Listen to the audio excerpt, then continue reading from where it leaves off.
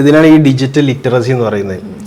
പിന്നെ ഡിജിറ്റൽ ഡിവൈസുകൾ എങ്ങനെ ഉപയോഗിക്കണം എന്നുള്ളതിനെ കുറിച്ചുള്ള ഒരു ധാരണക്കുറവ് വലിയ ആളുകൾക്കുണ്ട്. കാരണം ഇതെങ്ങനെ ഈ പെട്ടെന്ന് വരികയായിരുന്നല്ലോ ഫേസ്ബുക്കും അങ്ങനെയുള്ള അതിന് മുമ്പ് പിന്നെ ഓർക്കുട്ട് അങ്ങനെ ഓരോ സംഗതി പെട്ടെന്ന് വരികയായിരുന്നല്ലോ. ഇതിനെങ്ങനെ ക്രിയേറ്റീവായിട്ട് ഉപയോഗിക്കുക എന്നുള്ളൊരു ഡിജിറ്റൽ ലിറ്ററസിയുടെ ഒരു കുറവുണ്ട്.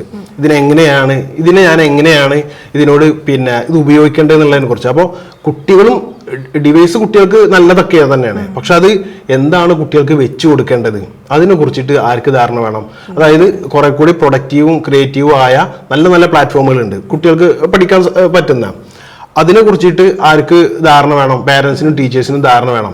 പിന്നെ ഇപ്പോൾ ഡ്യൂലിംഗോ പോലെയുള്ള കുട്ടികൾക്ക് വളരെ മനോഹരമായിട്ട് എന്ത് ചെയ്യാൻ പറ്റും, ഭാഷ പഠിക്കാൻ പറ്റുന്ന പ്ലാറ്റ്ഫോമാണ് ഡ്യൂലിംഗോ. ഇപ്പോൾ ഗെയിമിൽ അഡിക്ഷനായ കുട്ടികളുണ്ടാവും.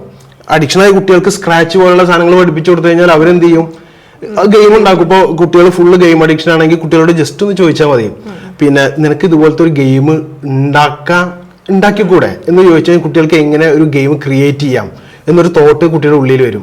അപ്പൊ അങ്ങനെ അതിനൊന്ന് ടേൺ ചെയ്യാനുള്ള, അപ്പോൾ അതിന് ഈ പറഞ്ഞ പോലെ ഇങ്ങനത്തെ പ്ലാറ്റ്ഫോമിൽ പിന്നെന്താണ് ഉപയോഗപ്രദമായ കുറെ കാര്യങ്ങളും ഉണ്ട് എന്നതിനെ കുറിച്ചിട്ട് എന്ത് ചെയ്യണം, പിന്നെ പാരൻസിനും ടീച്ചേഴ്സിനും ഒരു ധാരണ ഉണ്ടെങ്കിൽ അതാണ് ഈ ഡിജിറ്റൽ ലിറ്ററസി എന്ന് പറയുക. അത് പിന്നെ എന്ത് ചെയ്യണം, നമുക്ക് ഉണ്ടാവുക എന്നുള്ളതാണ്. കുട്ടികളോട് ഇപ്പോൾ അത് ഇത് ഉപയോഗിക്കണ്ട എന്ന് വിലക്കാനല്ല, അത് എങ്ങനെ പിന്നെ പോസിറ്റീവായിട്ട് നമുക്ക് എങ്ങനെ പിന്നെ ഉപയോഗിക്കാൻ പറ്റും എന്നുള്ളതിനെ കുറിച്ചിട്ടൊരു ധാരണ ആർക്ക് വേണം, പിന്നെ ഇതിനെ ഗൈഡ് ചെയ്യുന്ന ആളുകൾക്ക് വേണം എന്നുള്ളതാണ്. അങ്ങനെയാണെങ്കിൽ ഈ ഡിജിറ്റൽ ലിറ്ററസി ഉണ്ടായാൽ തന്നെ കുറെ കൂടി അവർക്ക് ലിമിറ്റ് ചെയ്യാൻ പറ്റും, സമയം ലിമിറ്റ് ചെയ്യാൻ പറ്റും.